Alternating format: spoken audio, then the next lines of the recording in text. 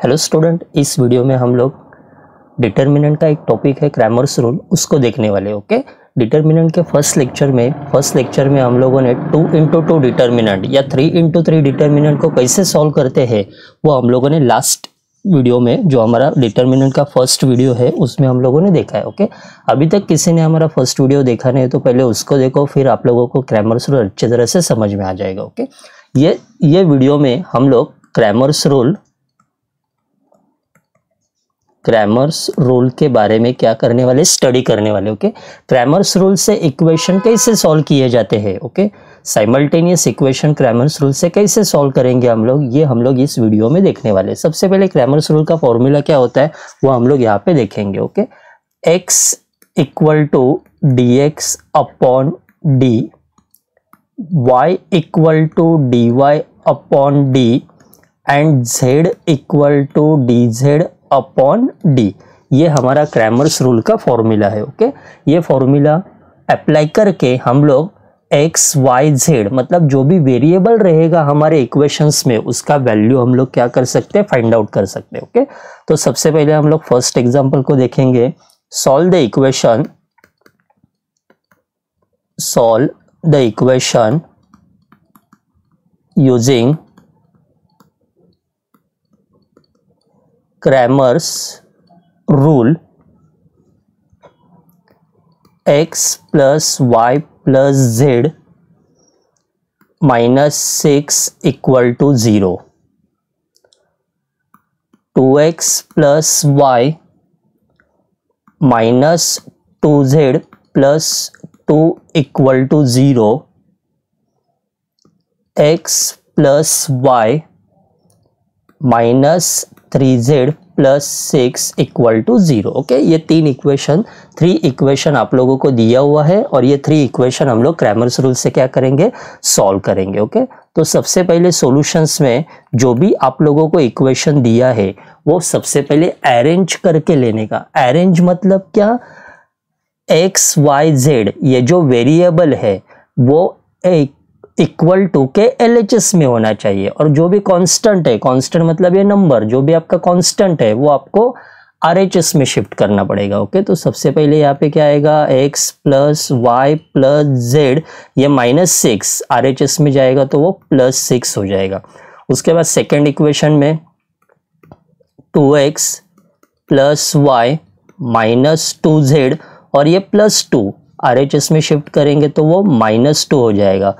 उसके बाद x plus Y minus 3z equal to, ये +6 RHS में जाएगा तो वो -6 हो जाएगा। ओके, मतलब जो भी इक्वेशन हम लोगों को दिया हुआ है वो इक्वेशन सबसे पहले प्रॉपर फॉर्मेट में अरेंज किया हुआ है कि नहीं वो चेक करो।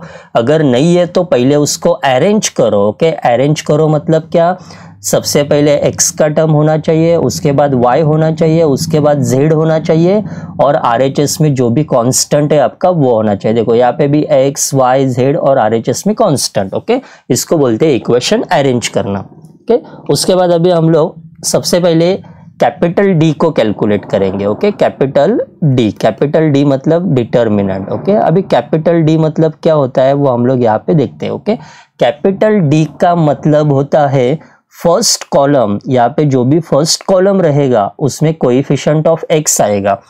फर्स्ट इक्वेशन में x का कोएफिशिएंट कितना है, 1। सेकेंड इक्वेशन में x का कोएफिशिएंट कितना है, 2। थर्ड इक्वेशन में x का कोएफिशिएंट कितना है, 1। तो मेरा यहाँ पे आएगा 1 2 1। क्लियर। ओके, ये आपका फर्स्ट कॉलम मतलब coefficient of x। Second column जो रहेगा वो मेरा कोएफिशिएंट ऑफ y रहेगा। तो यहाँ पे फर्स्ट इक्वेशन में y का कोएफिशिएंट 1, सेकेंड इक्वेशन में कोएफिशिएंट ऑफ y कितना है, 1, थर्ड इक्वेशन में कोएफिशिएंट ऑफ y कितना है, 1। तो मेरा सेकेंड कॉलम 1 1 1 रहेगा। ओके, नेक्स्ट थर्ड कॉलम मतलब coefficient of z। First equation में coefficient of z 1, second equation में coefficient of z -2, third equation में कोएफिशिएंट ऑफ z -3। तो यहाँ पे आएगा 1 -2 -3। क्लियर, यहाँ तक कोई प्रॉब्लम, सब लोगों को क्लियर हो गया। ओके, अभी देखो यहाँ पे क्या किया हम लोगों ने, ये जो फर्स्ट कॉलम है वो आपका है कोएफिशिएंट ऑफ एक्स, ये जो सेकेंड कॉलम है वो है कोएफिशिएंट ऑफ वाई, और ये जो लास्ट वाला कॉलम है उसको बोलेंगे हम लोग कोएफिशिएंट ऑफ जेड। ओके, हर एक एग्जाम्पल क्रैमर्स रूल का कौन सा भी एग्जाम्पल रहने दो, आपको सबसे पहले कैपिटल डी का वैल्यू निकालना है। कैपिटल डी मतलब first column coefficient of X, second column coefficient of Y, और थर्ड कॉलम है मेरा coefficient of Z. Okay, clear हो गया। देन इसके बाद ये 3 into 3 का डिटर्मिनेंट है। 3 into 3 मतलब क्या होता है, 3 row and 3 column, 1 2 3, 3 row 1 2 3, 3 column, तो 3 into 3 हम लोगों ने डिटर्मिनेंट के फर्स्ट लेक्चर के वीडियो में स्टडी किया हुआ है। तो 3 into 3 को हम लोग कैसे सिंप्लीफाई करेंगे, चलो फिर से देखते हैं। Then capital D equal to 3 into 3 में क्या करने का, सबसे पहले साइन क्लियर करके लेने का। जो भी मेरा ये फर्स्ट टर्म है उसको प्लस साइन आता है, उसके बाद यहाँ पे आएगा माइनस और यहाँ पे आएगा प्लस। ये फॉर्मेट फिक्स है। 3 into 3 का कौन सा भी डिटर्मिनेंट रहने दो, ये आपका फॉर्मेट फिक्स है, प्लस माइनस प्लस। ओके, तो चलो नीचे क्या आएगा, पहले +1, तो यहाँ पे 1 आएगा, प्लस लिखा नहीं लिखा तो भी चलता है फर्स्ट। ओके, उसके बाद क्या किया हम लोगों ने, ये 1 को यहाँ पे कंसिडर कर रहे हैं, तो ये 1 का रो और ये 1 फर्स्ट 1 का कॉलम कैंसल कर दो। क्या अभी है आपके सामने, 1 1 -2 -3, यहां पे आएगा 1 1 -2 -3, 1 1 -2 -3। ओके, नेक्स्ट वैल्यू क्या है आपका, -1, ये माइनस और ये 1, यहाँ पे आएगा -1। अगेन डिटर्मिनेंट में अभी ये सेकेंड 1 को हम लोग कंसिडर कर रहे हैं, तो ये 1 का जो भी रो है वो कैंसिल हो जाएगा और ये सेकेंड 1 का जो भी कॉलम है वो कैंसिल होगा। क्या है आपके सामने, 2 1 -2 -3, तो यहां पे आएगा 2 1 -2 -3, देन 2 1 -2 -3, उसके बाद ये लास्ट +1 +1। ओके, +1 को कैंसल, सॉरी +1 यहाँ पे हम लोगों ने लिख दिया। अब ये लास्ट वाला 1 कैंसल कंसिडर कर रहे हैं हम लोग, तो ये लास्ट वाले 1 का रो और इसका कॉलम क्या हो जाएगा, कैंसल। क्या है अभी आपके सामने, 2 1 1 1, तो यहाँ पे आएगा 2 1 1 1, 2 1 1 1। ओके, ये हो गया मेरा 3 into 3 का सिंप्लीफिकेशन। अभी नेक्स्ट इसको नीचे सॉल्व करेंगे, तो ये जो आपका फर्स्ट 1 है वो सेम, अभी ये 2 into 2 का डिटर्मिनेंट है। 2 into 2 मालूम है हम लोगों को कैसे सॉल्व करते हैं, कैसे सॉल्व करेंगे, 2 into 2 क्रॉस मल्टीप्लाई करो, मतलब क्या, ये 1 into 3 का मल्टीप्लीकेशन करो, उसके बाद -2 into 1 को सॉल्व करो, मतलब आपको क्या मिलेगा नीचे, यहाँ पे 1 into -3 -3 माइनस कंपल्सरी -2 into 1, यहाँ पे आएगा -2, देन ये -1। उसके बाद ये डिटर्मिनेंट को सिंप्लीफाई करो। ये डिटर्मिनेंट को कैसे सिंप्लीफाई करेंगे, इसको ऑर्डर क्या है, 2 into 2, 2 into 2 मतलब क्या, 2 रो एंड 2 कॉलम, तो इसको कैसे सिंप्लीफाई करेंगे, अगेन क्रॉस मल्टीप्लाई, 2 into -3, ये दोनों का मल्टीप्लीकेशन करो, माइनस कंपल्सरी देने का, फिर ये दोनों का मल्टीप्लीकेशन करो, तो यहाँ पे मुझे क्या मिलेगा, 2 into -3 -6, minus compulsory -2 into 1 -2। Okay, then ये +1, अगेन ये दोनों का कैलकुलेशंस करो, ये भी 2 into 2 डिटर्मिनेंट है। 2 into 2 को हम लोग कैसे सिंप्लीफाई करेंगे, 2 into 1, ये दोनों का मल्टीप्लीकेशन करो, माइनस कंपल्सरी देने का, फिर ये दोनों का मल्टीप्लीकेशंस करने का, देन यहाँ पे क्या हो जाएगा, फिर 2 into 1 2, माइनस कंपल्सरी 1 into 1, यहाँ पे आएगा 1। Okay, then d equal to ये पूरा कैल्सी में एंटर करने के बाद ये पूरा इक्वेशन कैल्सी में एंटर करने के बाद आपको d का वैल्यू मिलेगा 4। ओके, ये है मेरा कैपिटल D का आंसर। d इक्वल टू कितना मिला मुझे, यहाँ पे 4 मिला।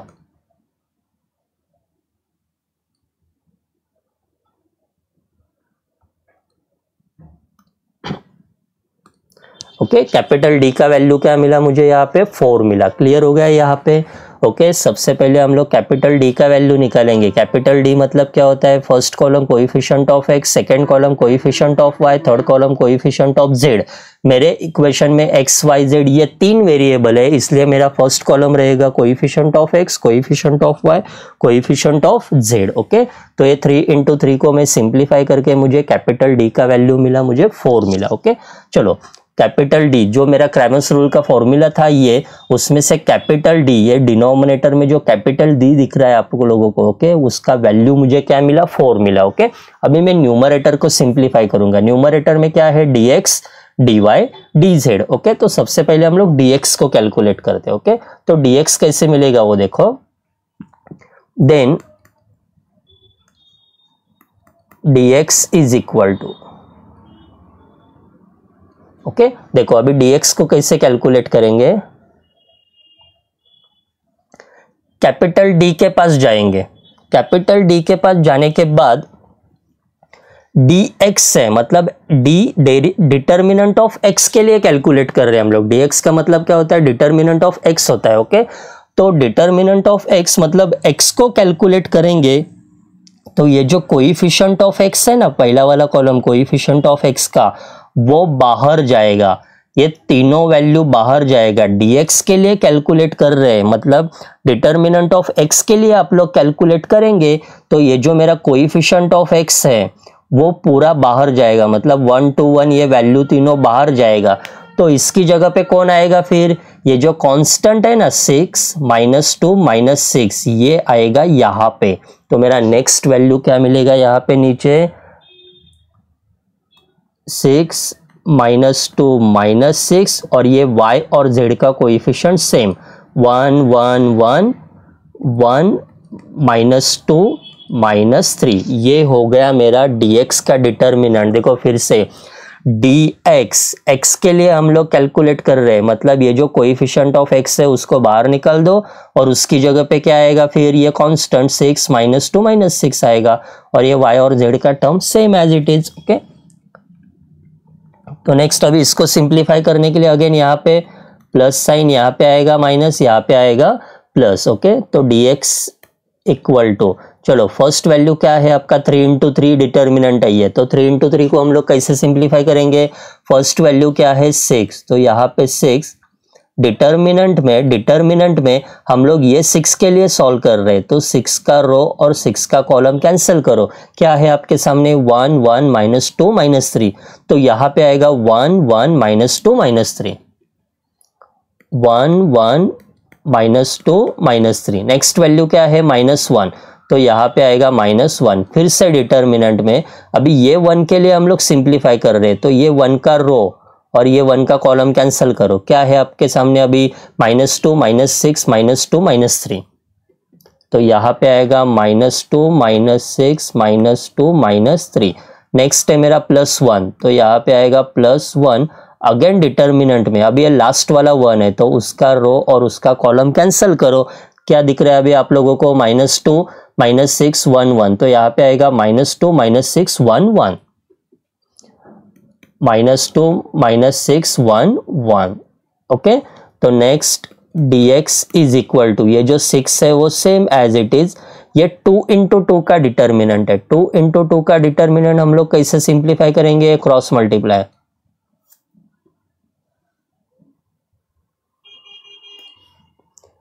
1 into -3 1 into -3, ये दोनों का मल्टीप्लिकेशन करो, उसके बाद माइनस कंपलसरी दे दो, फिर ये दोनों का मल्टीप्लिकेशन करो, तो क्या हो जाएगा 1 into -3 -3 माइनस कंपलसरी, फिर ये दोनों का मल्टीप्लिकेशन -2 into 1 -2, ये -1, यहाँ पे -2 into -3 6 माइनस कंपलसरी, फिर ये दोनों का मल्टीप्लिकेशन -2 -6 12 +1, अगेन यहाँ पे ये दोनों का multiplication -2 into 1 -2 minus compulsory 1 into -6 -6।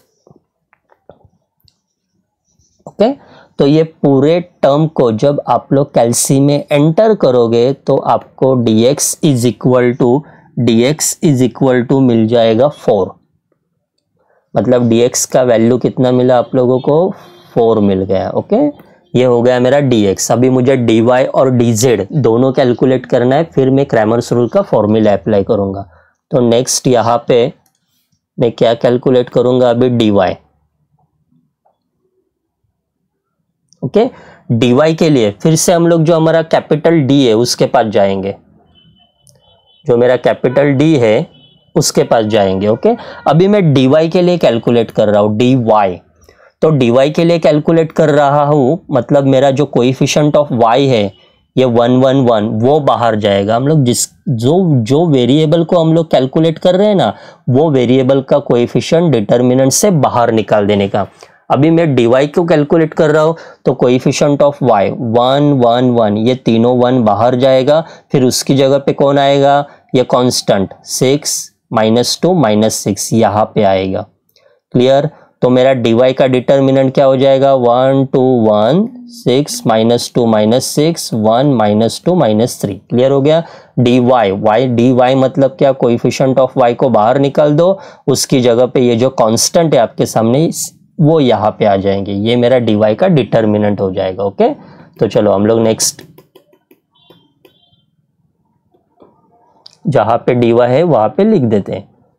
क्या है, 1 2 3 सॉरी 1 2 1, उसके बाद 6 -2 -6, और उसके बाद 1 -2 -3। ओके, तो इसका सिंप्लीफिकेशंस करेंगे हम लोग। तो सबसे पहले dy इक्वल टू, अगेन यहाँ पे साइन प्लस माइनस प्लस।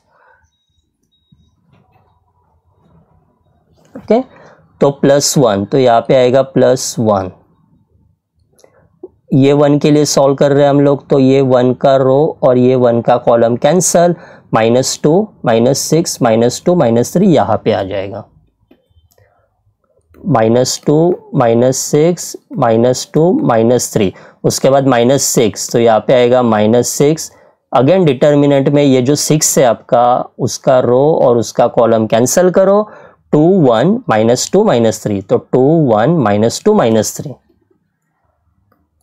2 1 -2 -3, उसके बाद +1। ओके, ये +1, तो ये +1, ये लास्ट वाला 1 है उसके लिए सॉल्व कर रहे हैं, तो लास्ट वाले 1 का रो और लास्ट वाले 1 का कॉलम कैंसल कर दो, 2 1 -2 -6, तो यहाँ पे आएगा 2 1 -2 -6, 2 1 -2 -6। ओके, तो अभी इसको सिंप्लीफाई करेंगे तो मुझे आंसर मिलेगा dy इक्वल टू, ये जो 1 है वो सेम एज इट इज, यहाँ पे ये 2 × 2 डिटर्मिनेंट है, 2 × 2 डिटर्मिनेंट को हम लोग कैसे सिंप्लीफाई करेंगे, क्रॉस मल्टीप्लीकेशन, -2 × -3, ये दोनों का मल्टीप्लीकेशन 6 हो जाएगा, माइनस कंपल्सरी दे दो, फिर ये दोनों का मल्टीप्लीकेशन -2 -6 12, ये -6 सेम यहाँ पे। ये डिटर्मिनेंट कैसे सॉल्व करेंगे, 2 × -3, 2 × -3 यहाँ पे आएगा -6 माइनस कंपल्सरी, उसके बाद -2 × 1 -2, देन +1। अगेन यहाँ पे ये डिटर्मिनेंट कैसे सॉल्व करेंगे, 2 × -6 -12 माइनस कंपल्सरी, -2 × 1 -2 × 1 यहाँ पे आएगा -2। ओके, ये पूरे टर्म को आप लोग जब कैलसी में एंटर करोगे तो मुझे लास्ट आंसर मिलेगा 8, dy का वैल्यू मिलेगा मुझे 8 मिलेगा। ओके, मतलब मेरा dy का भी टर्म क्लियर हो गया। ओके, लेकिन प्रॉब्लम क्या है, मुझे d मिल गया, dx मिल गया, dy मिल गया, अभी मुझे क्या कैलकुलेट करना है, dz भी चाहिए। ओके, dz कैलकुलेट करने के लिए, अभी dz कैलकुलेट करने के लिए, ओके, dz कैलकुलेट करने के लिए हम लोग कैपिटल D के पास जाएंगे, उसमें जो कोएफिशिएंट ऑफ z है, क्योंकि dz के लिए सॉल्व कर रहे हैं हम लोग, तो ये कोएफिशिएंट ऑफ z है वो बाहर जाएगा और उसकी जगह पे क्या आएगा, 6 -2 -6, तो यहाँ पे आएगा 6 -2 -6, तो 1 2 1 ये सेम, 1 1 1 ये सेम, और यहाँ पे z का कोएफिशिएंट बाहर जाके यहाँ पे आएगा 6 -2 -6. ओके,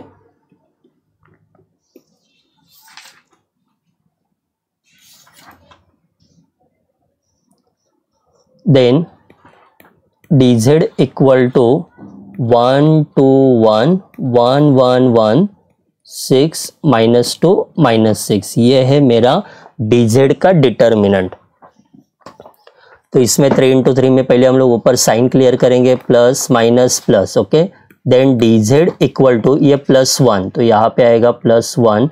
डिटर्मिनेंट के अंदर ये जो 1 है ना, फर्स्ट वाला 1, उसका रो और उसका कॉलम कैंसिल करो. अभी क्या है आपके सामने, 1 1 -2 -6, तो यहाँ पे आएगा 1 1 -2 -6, 1 1 -2 -6. उसके बाद -1 -1. ओके, तो -1 मतलब ये 1 के लिए हम लोग सिंप्लीफाई कर रहे हैं, तो ये 1 का रो और ये 1 का कॉलम कैंसिल हो जाएगा. क्या है अभी आपके सामने, 2 1 -2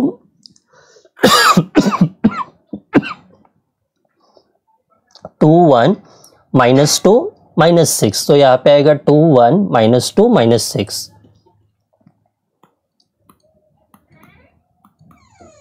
नेक्स्ट +6,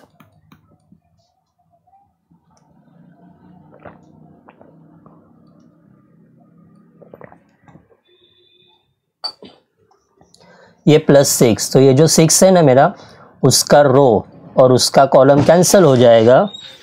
फिर क्या है, 2 1 1 1, तो यहाँ पे आएगा 2 1 1 1, 2 1 1 1. देन dz इक्वल टू ये जो 1 है वो सेम एज इट इज.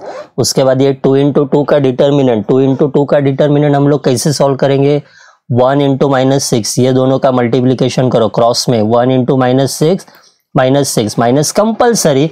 उसके बाद ये दोनों का मल्टीप्लिकेशन करो, -2 into 1, यहाँ पे आएगा -2. Next -1,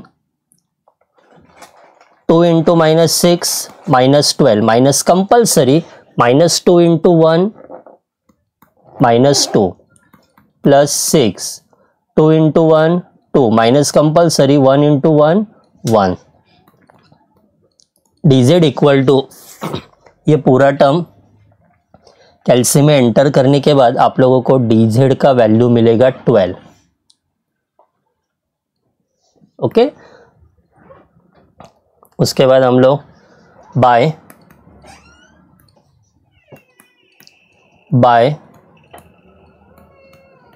Cramer's rule. Cramer's rule का फॉर्मूला क्या है, x is equal to dx upon d. उसके बाद y equal to dy upon d. उसके बाद z equal to dz upon d. Then x equal to dx का वैल्यू हम लोगों ने ऑलरेडी कैलकुलेट किया हुआ है. dx का वैल्यू हम लोगों ने 4 कैलकुलेट किया है और कैपिटल D का वैल्यू 4 है.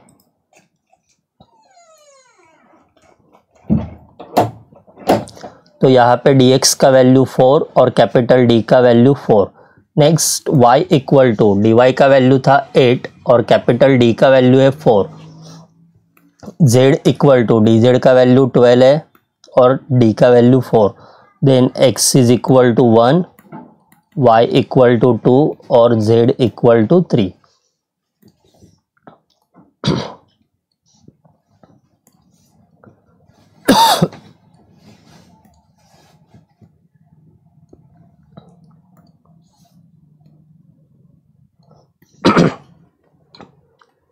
ओके, ये हो गया मेरे क्रैमर्स रूल से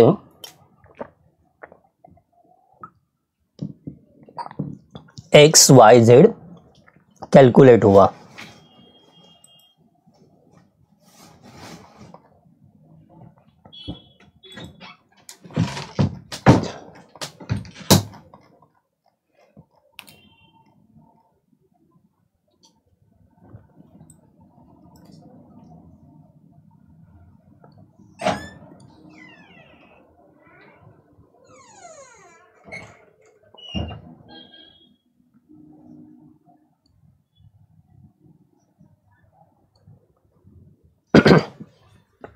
ओके, ये मेरा first example clear.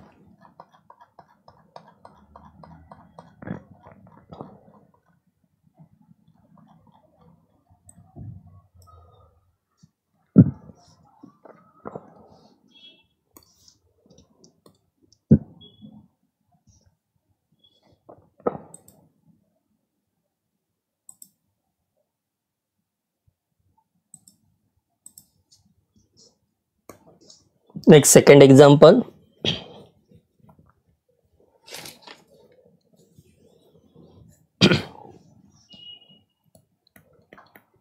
Solve using Cramer's rule.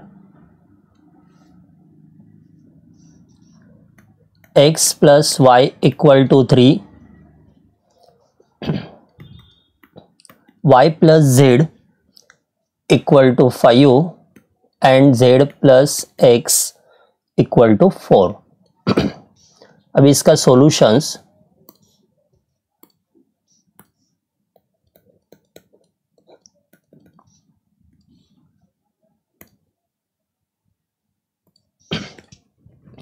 अभी हम लोग इसका सॉल्यूशन करेंगे। ओके, क्रैमर्स रूल में सबसे पहले क्या है, आपके पास इक्वेशन कितना है, 3 इक्वेशन है।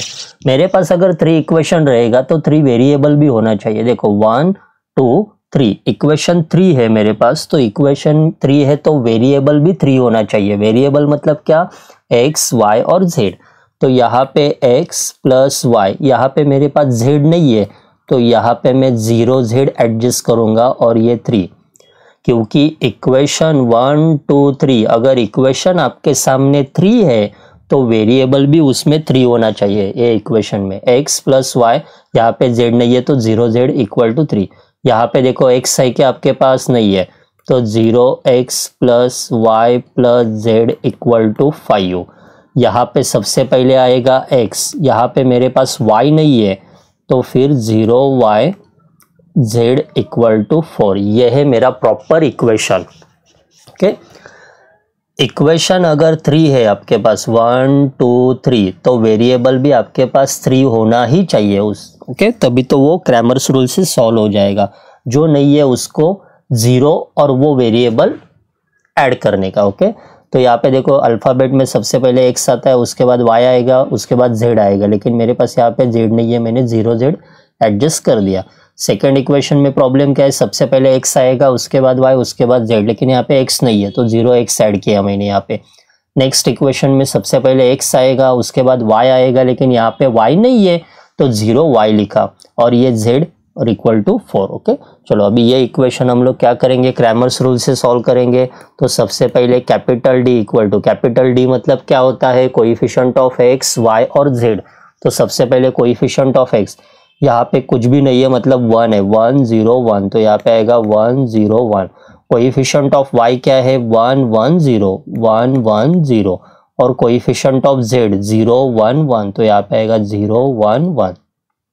ओके, ये फर्स्ट पार्ट है मेरा कोएफिशिएंट ऑफ x, ये सेकेंड पार्ट है मेरा कोएफिशिएंट ऑफ y, और ये जो थर्ड पार्ट है मेरा वो है coefficient of z।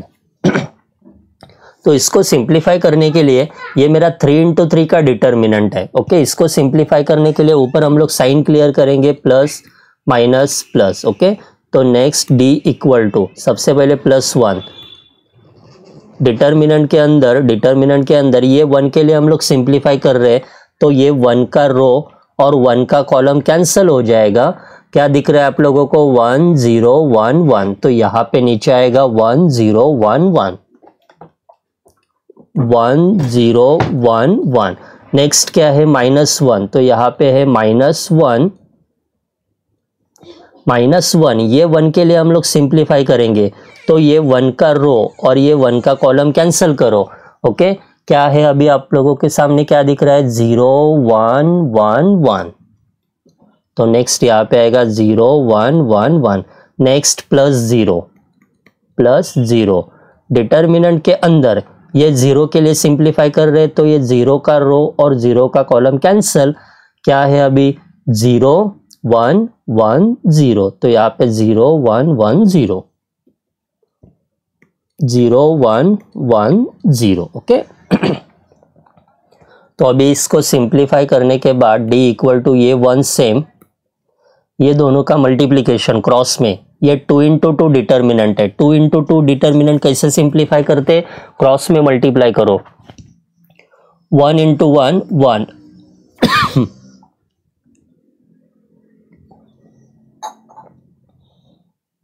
Minus compulsory, 1 into 0 0, ये -1, 0 इंटू 1, ये दोनों का multiplication, 0 into 1 0, minus compulsory 1 into 1, ये दोनों का मल्टीप्लीकेशन 1। डिटर्मिनेंट के बाहर देखो 0 है, 0 कौन से भी टर्म को मल्टीप्लाई करेगा तो आंसर 0 ही आता है। यहाँ पे सॉल्व करने की जरूरत नहीं, ये ऑलरेडी 0 होने वाला है। क्यों? क्योंकि ये दोनों के बीच में यहाँ पे मल्टीप्लाई होता है, तो 0 इंटू ये पूरा डिटर्मिनेंट, आंसर 0 मिल जाएगा। तो इसको आप लोग जो कैल्सी में सॉल्व करोगे तो d का वैल्यू आएगा 2।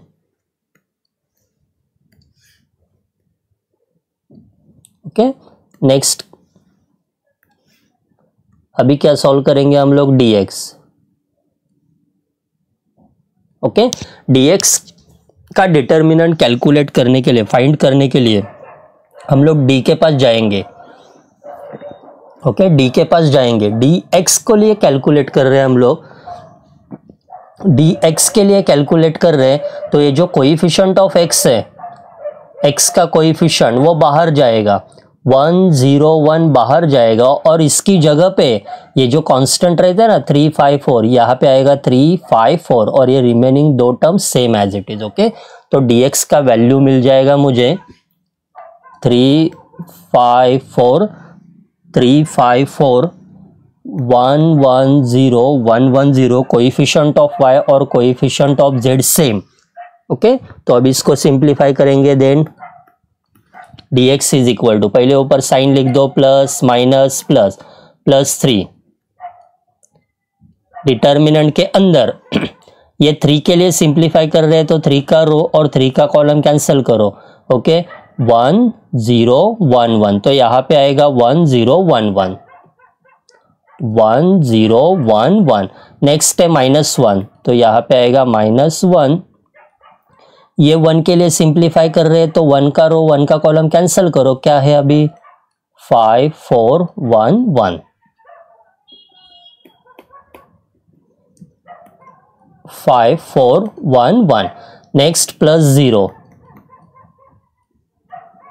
0 के लिए सिंप्लीफाई कर रहे हैं, तो 0 का रो 0 का कॉलम कैंसिल, क्या है, क्या दिख रहा है अभी आप लोगों को 5 4 1 0, तो यहाँ पे आएगा 5 4 1 0, 5 4 1 0। ओके, तो अभी इसको सिंप्लीफाई करेंगे, dx इज इक्वल टू, ये जो 3 है वो सेम एज इट इज, ये 2 इंटू 2 डिटर्मिनेंट है, 2 इंटू 2 डिटर्मिनेंट कैसे सिंप्लीफाई करेंगे हम लोग, ये दोनों का multiplication, 1 into 1 1, minus compulsory 1 into 0 0, then -1, 5 into 1, ये दोनों का multiplication, 5 into 1 5, minus compulsory 1 into 4 4, और 0 0 इंटू एनी डिटर्मिनेंट आपको क्या मिलेगा, 0 मिलेगा। यहाँ पे सिंप्लीफाई करने का कोई भी रीजन नहीं है। ओके, तो आंसर 0 ही आने वाला है यहाँ पे। तो इसको हम लोग सिंप्लीफाई करेंगे, इसको जब हम लोग कैल्सी में सिंप्लीफाई करेंगे, dx को हम लोग कैल्सी में सिंप्लीफाई करेंगे, तो इसका आंसर आप लोगों को मिलेगा 2।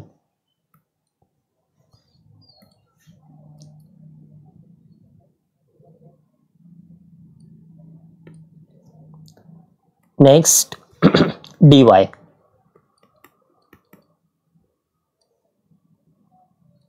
ओके, अभी dy को सॉल्व करने के लिए, dy का डिटर्मिनेंट फाइंड आउट करने के लिए मुझे, dy का डिटर्मिनेंट कैलकुलेट करने के लिए मुझे ये जो कोएफिशिएंट ऑफ y है ना उसको बाहर निकालना पड़ेगा। तो ये 1 0 1 सेम रहेगा, और ये जो कोएफिशिएंट ऑफ y dy ना, तो कोएफिशिएंट ऑफ y, ये y का कोएफिशिएंट, क्योंकि y के लिए हम लोग सॉल्व कर रहे हैं तो y का कोएफिशिएंट बाहर जाएगा, तो 1 1 0 ये तीनों टर्म बाहर जाएगा, उसकी जगह पे 3 5 4 आएगा, यहाँ पे 3 5 4 आएगा और ये 0 1 1 same. Coefficient of x coefficient of z same रहेगा, सिर्फ कोएफिशिएंट ऑफ y को हम लोग बाहर निकाल देंगे। ओके, तो मेरा नेक्स्ट टर्म रहेगा dy का 1 0 1, यहाँ पे जो कांस्टेंट टर्म थे हमारे 3 5 4 dy के, और यहाँ पे 0 1 1। Coefficient of x coefficient of z same रहेगा, dy के लिए सॉल्व कर रहे तो ये जो y का कोएफिशिएंट था वो बाहर जाएगा और उसकी जगह पे जो RHS में कांस्टेंट थे ना 3 5 4 वो आ जाएंगे। Then dy equal to again ऊपर sign plus minus plus plus 1। Okay, ये 1 के लिए सिंप्लीफाई कर रहे तो ये 1 का रो 1 का कॉलम कैंसिल, 5 4 1 1, यहाँ पे आएगा 5 4 1 1, 5 4 1 1। नेक्स्ट -3, डिटर्मिनेंट के अंदर -3 के लिए सॉल्व कर रहे तो ये 3 का रो 3 का कॉलम कैंसिल, क्या दिख रहा है अभी आप लोगों को 0 1 1 1, तो यहाँ पे आएगा 0 1 1 1, 0 1 1 1। नेक्स्ट है +0 +0। ओके, तो ये 0 के लिए हम लोग सिंप्लीफाई करेंगे तो ये 0 का रो और 0 का कॉलम कैंसिल होता है। ओके, अभी क्या है आपके सामने 0 1 5 4, तो यहाँ पे आएगा 0 1 5 4, 0 1 5 4। देन dy इक्वल टू ये जो 1 है वो सेम, ये 2 इंटू 2 का डिटर्मिनेंट है क्योंकि इसमें 2 रो 2 कॉलम है, तो 2 इंटू 2 को कैसे सिंप्लीफाई करेंगे, क्रॉस मल्टीप्लाई करो, 5 इंटू 1 ये दोनों का मल्टीप्लीकेशन करो, 5 इंटू 1 आएगा 5 माइनस कंपल्सरी 1 इंटू 4 4 -3, 0 इंटू 1 ये क्रॉस में मल्टीप्लाई करो, 0 इंटू 1 0 माइनस कंपल्सरी 1 इंटू 1 1 और 0 0 इंटू पूरा डिटर्मिनेंट 0 हो जाएगा। देन मुझे dy का वैल्यू मिलेगा 1, यहाँ पे आएगा 1 और यहाँ पे 3, मतलब यहाँ पे आंसर मिलेगा आप लोगों को 4, dy का वैल्यू मिलेगा 4। ओके, अभी उसके बाद क्या कैलकुलेट करेंगे हम लोग, dz। तो dz के लिए कोएफिशिएंट ऑफ z बाहर जाएगा, dz कैलकुलेट कर रहे हैं ना, determinant of z, determinant of z के लिए ये कोएफिशिएंट ऑफ z है ना वो बाहर जाएगा और कोएफिशिएंट ऑफ x और कोएफिशिएंट ऑफ y सेम रहे, और ये कोएफिशिएंट ऑफ z की वैल्यू बाहर जाएगी और यहाँ पे ये कांस्टेंट आ जाएगा 3 5 4, तो यहाँ पे सिर्फ 3 5 4 आएगा, ये दोनों term same as it is. Okay, तो नेक्स्ट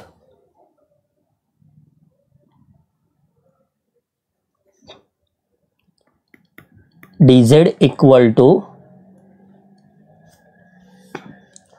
कोएफिशिएंट ऑफ x का term same, coefficient of y का term same, coefficient of z बाहर जाएगा और उसकी जगह पे कांस्टेंट आएगा RHS में, तो again plus minus plus, dz equal to ये +1 सेम, ये 1 के लिए सिंप्लीफाई करेंगे तो 1 का रो 1 का कॉलम कैंसिल करो, क्या है अभी 1 0 5 4, तो यहाँ पे आएगा 1 0 5 4, 1 0 5 4 -1 -1, तो -1 इसको लिए हम लोग सिंप्लीफाई करेंगे तो ये रो और ये कॉलम कैंसिल, क्या है अभी दिख रहा है आप लोगों को 0 1 5 4, 0 1 5 4, यहाँ पे आएगा 0 1 5 4। नेक्स्ट +3, ये 3 को कैंसिल कर दो, 0 1 1 0, तो 0 1 1 0, 0 1 1 0। देन dz इक्वल टू ये जो 1 है वो सेम एज इट इज, उसके बाद ये 2 इंटू 2 डिटर्मिनेंट है, 2 इंटू 2 को कैसे सिंप्लीफाई करते, क्रॉस मल्टीप्लाई, 1 इंटू 4, 1 इंटू 4 यहाँ पे आएगा 4 माइनस कंपल्सरी दे दो, 5 इंटू 0 0 -1, ये 0 into 4 0 minus compulsory 5 into 1 5 +3, 0 into 0 0 minus compulsory, 1 into 1 1, okay. Then D Z, ये पूरे टर्म को सिंप्लीफाई करो, आपको कैल्सी में डी जेड का वैल्यू मिलेगा 6, ओके। तो मुझे डी बी मिल गया, D X D Y D Z तीनों टर्म मिलेंगे, ओके। अभी उसके बाद मैं यहाँ पे क्रैमर्स रूल का फॉर्मूला अप्लाई करूंगा, okay. Then by Cramer's rule x is equal to D X upon D, y equal to D Y upon D and z equal to D Z upon D. x equal to D X का value मुझे मिला था 2 और d का value भी 2 था, then x is equal to 1 हो गया। y equal to D Y का वैल्यू हम लोगों को 4 मिला था और d का value 2, then y equal to 2, then z equal to D Z का वैल्यू है 6, d का वैल्यू है 2, देन z इक्वल टू क्या हो गया आपका 3 हो गया, ओके। तो हम लोगों ने यहाँ पे क्रैमर्स रूल में जो भी मेरे इक्वेशन में वेरिएबल था उसका हम लोग क्रैमर्स रूल से क्या करते हैं, वैल्यू फाइंड आउट करते हैं, ओके। तो x is equal to 1, y equal to 2 और z इक्वल टू कितना मिला मुझे यहाँ पे 3 मिला, ओके। इस वीडियो में हम लोगों ने क्रैमर्स रूल के 2 एग्जाम्पल देखे थे, ओके। डिटर्मिनेंट के ऊपर और एक वीडियो आएगा, उसमें हम लोग ये क्रैमर्स रूल के और एक्स्ट्रा एग्जाम्पल थर्ड वीडियो में लेक्चर 3 में, डिटर्मिनेंट के लेक्चर 3 में सॉल्व करेंगे, ओके। Thank you.